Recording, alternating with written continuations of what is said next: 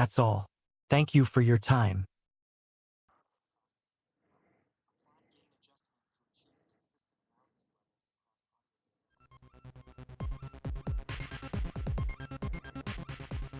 Great, thank you for a great presentation. Are there any questions?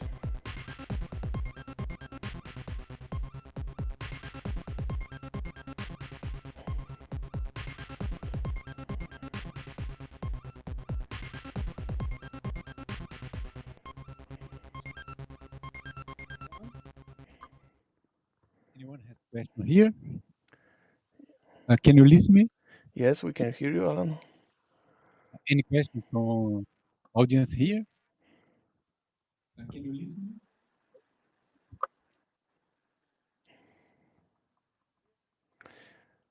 listen? There are no questions also on YouTube. So can we move to the other presentation? Next presentation is from Ethan Yes. Liang, right? Next presentation is from Ethan Liang, and he will talk about the NuttX network subsystem enhancements. It is a pre-recorded presentation. All right, let's go. Hello everyone, this is Ethan from Xiaomi Weda team. It's a great pleasure to have the opportunity here to share with you some enhancements we've done to the NuttX network subsystem over the past year. This page is an overview of the NuttX network subsystem. Over the past year, we mainly focused on the development and optimization of the modules and functions marked in blue on the right side. And below are the contributors to those functions. And thanks all for their contributions. Today's sharing will also focus on those modules. Here is the list of today's sharing topic. The first part will focus on socket CAN's low latency enhancement, and the second part concentrate on several improvements on performance. And the third part is adding high precision temp step mode for GPTP module. And the first part is add support for WP supplement. And in the final part, we'll add some support on several network device models. Let's get started with the first part, socket CAN's low latency enhancement. Okay, compared with character CAN device model, the socket CAN's data path is longer and involves more thread context switches, which lead to longer latency in earlier socket CAN's implementation. The diagram on the left shows the optimized software flowchart with optimizations focused on four aspects. The first, a dedicated buffer is set for CAN to reduce the competition with other LBs. And the second, we add a direct transition mode to the network device upper half driver to reduce the latency caused by thread context switches. And third, we move the RX filter operation down from CAN receive message into CAN input. This way, we can reduce the amount of package delivered to the stack and thus lower the CPU loading. Fourth, a direct RX mode is added to the CAN socket if layer. Through those four improvements, if we start an ASR thread in the device driver and set it to relative high priority, CAN message can be delivered to the application layer through this fast direct path, and this results in extremely low receive latency. And here is a comparison between socket CAN and character CAN after this optimization. From the comparison data, it can be seen that the latency of socket CAN has been significantly reduced by at least 28.5% on the latency. Okay, after introduce the socket CAN's latency optimization, let's move on to the high-performance improvement, which are mainly divided into three parts: the fine-grained network lock optimization, checksum of load, and RSS.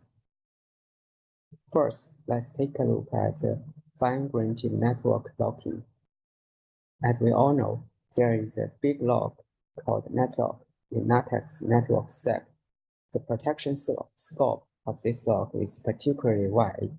In some high-performance scenarios, such as SMP scenario and the multi-network card coexistence scenarios, this lock becomes bottleneck of the network performance of the whole system.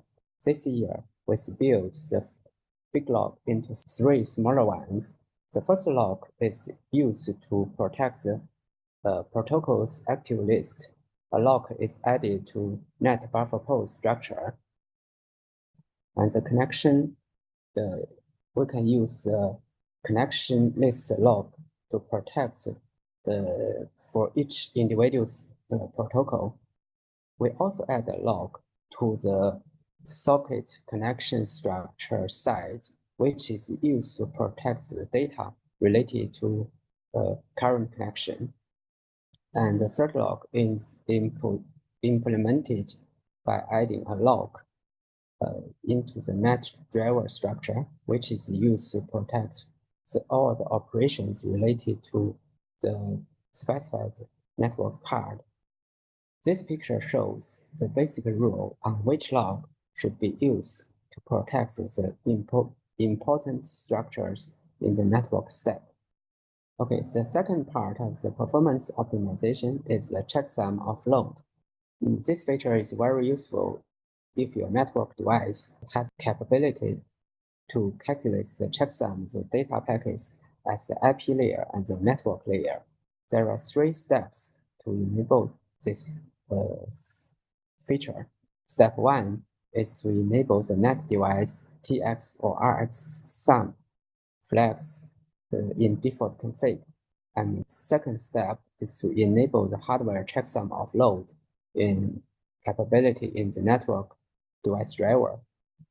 Third step is to set the following 2 bits to the D features variable in network driver structure in the device driver. The flow chart on the left side, we can see that the network stack will check whether those flags has been set or not. Once it detects a certain flag is set to 1, it will skip the software checksum calculation for the corresponding direction, thereby reduce the CPU loading. After discussing the checksum of load, let's take a look at the third optimization, RSS, which stands for Receive Set Scaling. In some high concurrency scenarios, a single CPU core and all network package can become a bottleneck. RSS allows the network card to distribute packages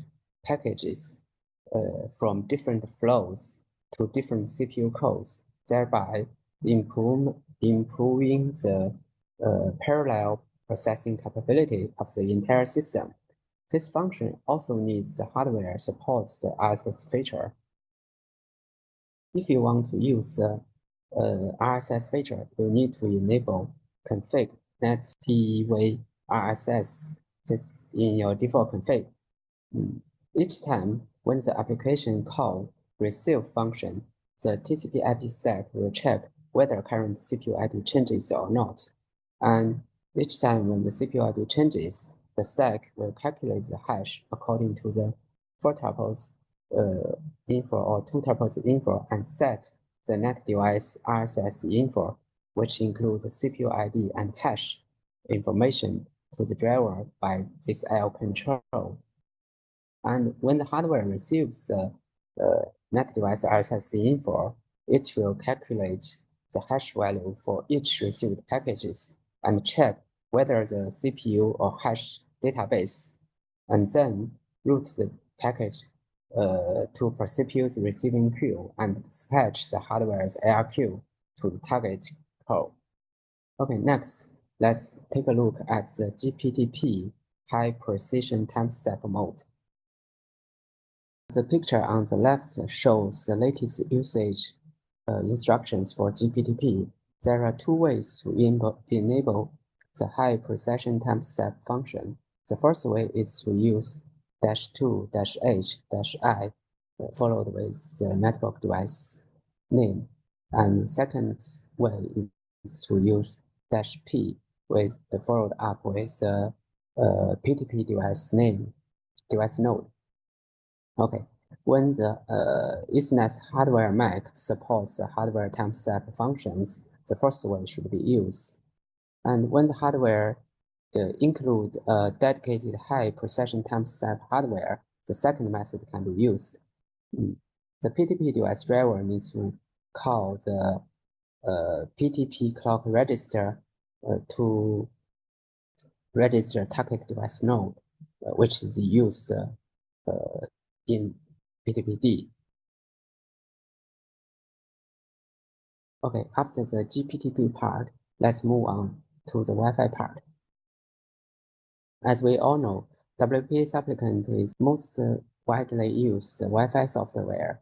It is both used in Linux and in the Android system.